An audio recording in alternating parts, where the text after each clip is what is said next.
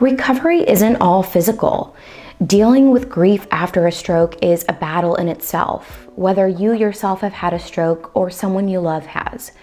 So today, I'm going to walk you through the causes, the stages of grief, and what you can do in each stage to help you move forward.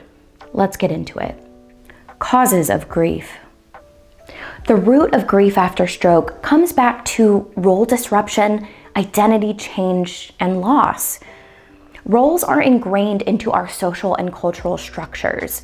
When we think of a mother, brother, worker, or teacher, pictures come to mind of who that person might be. And we often define ourselves by our roles. For example, you might be a parent, a child, a student, or a healthcare worker. These roles make up how we perceive ourselves.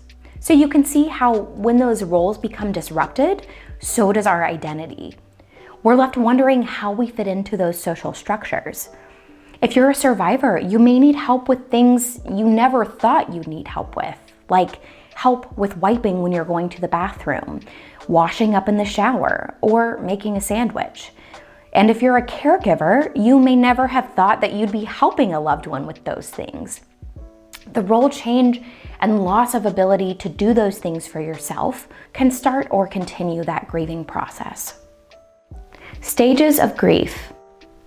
In 1969, Elizabeth Kubler-Ross developed the stages of grief model to describe the experience of those who were dying. The same model has been applied to stroke recovery, as many stroke survivors feel like they are grieving their pre-stroke self, and caregivers are grieving pre-stroke life and roles. It's important to know that people don't move linearly through these stages. People can bounce around through different stages and skip others completely. Stage 1, denial.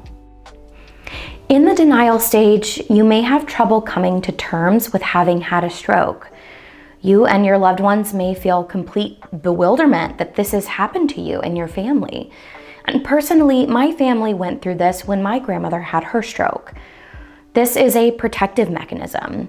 Denial and shock allow us to not feel completely overwhelmed by this great change that's happened.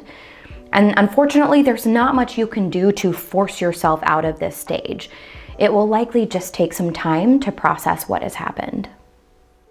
Stage 2, anger. You may feel angry at everything and everyone in this stage. Anger at yourself or others for the situation in which you find yourself, anger at the people who are trying to help you, anger at not being able to do what you used to do, anger at not doing more before your stroke. Know that it is normal and expected that there is some level of anger in this grieving process. And keep in mind that there may be emotional changes related to the stroke itself that you can't completely control. The thing to try and remember in this stage is to not lash out. It's easy to react with frustration. Having a stroke is a traumatic experience for everyone involved, and it's normal that emotions are likely to be very heightened. So while this way is harder, if you're able to communicate, it can be more productive to moving forward to connect with others about your anger rather than just reacting. Stage 3, bargaining. This stage is primarily about feeling a lack of control over your situation and doing what you can to feel more in control.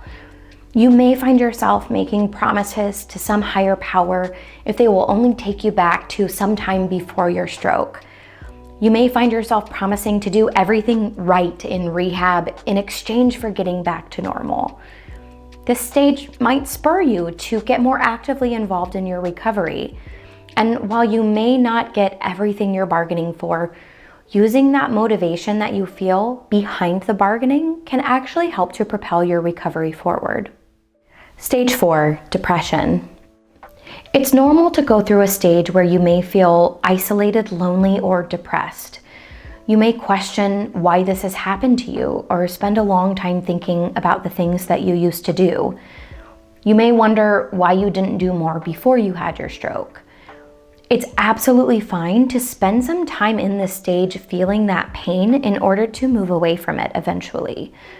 Now, you may have loved ones who are telling you all the reasons you have to be happy or grateful. Know that they are likely well-meaning, but you should take the time that you need in this stage without pressure from anyone else. Getting involved in a stroke support group can be especially helpful. Sometimes it's good to just connect with other people who have experienced what you've been through.